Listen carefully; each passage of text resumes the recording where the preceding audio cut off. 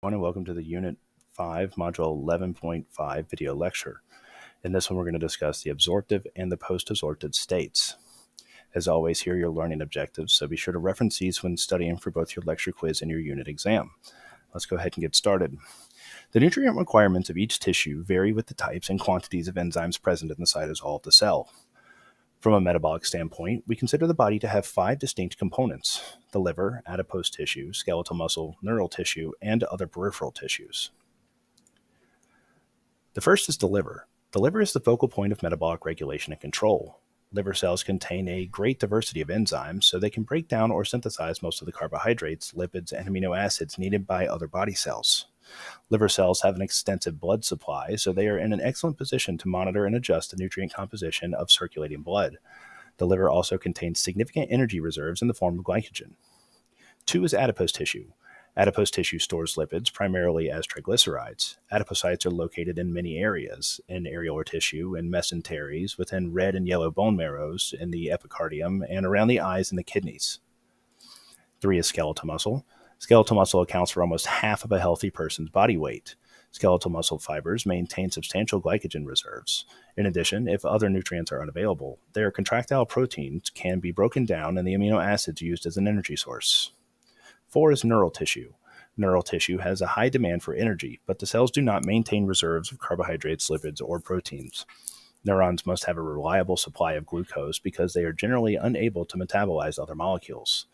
If blood glucose levels become too low, neural tissue in the central nervous system cannot continue to function, and the person falls unconscious.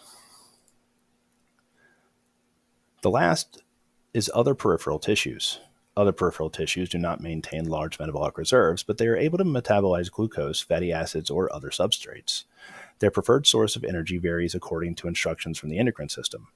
To understand the interrelationships among these 5 components, let's consider the events over a typical 24-hour period. During this time, the body experiences 2 broad patterns of metabolic activity: the absorptive state and the post-absorptive state.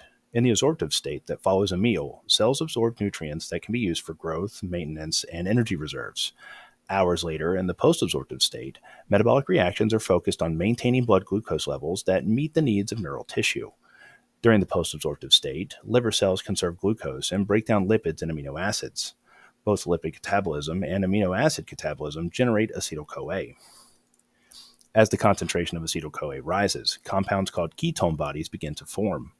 A ketone body is an organic compound produced by fatty acid metabolism that dissociates in solution, releasing a hydrogen ion. There are 3 such compounds: 1, acetoacetate; 2, acetone; and 3, beta-hydroxybutyrate.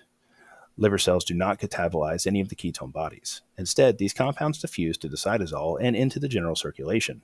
Cells in peripheral tissues then absorb the ketone bodies and reconvert them to acetyl-CoA for breakdown in the citric acid cycle. The normal concentration of ketone bodies in the blood is about 30 milligrams per deciliter. Very few of these compounds normally appear in urine. During even a brief period of fasting, the increased production of ketone bodies results in ketosis, a high concentration of ketone bodies in the body fluid. The appearance of ketone bodies in the bloodstream, or ketonemia, lowers blood pH, which must be controlled by buffers. During prolonged starvation, ketone levels continue to rise.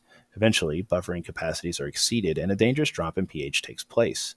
This acidification of the blood by ketone bodies is ketoacidosis.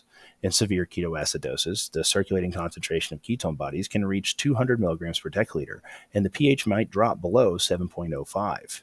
A pH that low can disrupt tissue activities and cause coma, cardiac arrhythmias, and death. So in summary, during the post-absorptive state, the liver acts to stabilize blood glucose concentrations. It does so by first the breakdown of glycogen reserves and later by gluconeogenesis. Over the remainder of the post-absorptive state, the combination of lipid and amino acid catabolism provides the necessary ATP. These processes generate large quantities of ketone bodies that diffuse into the bloodstream.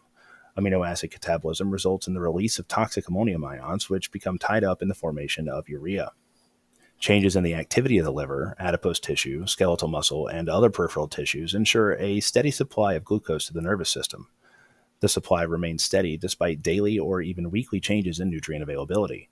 Only after a prolonged period of starvation does neural tissue begin to metabolize ketone bodies and lactate molecules as well as glucose.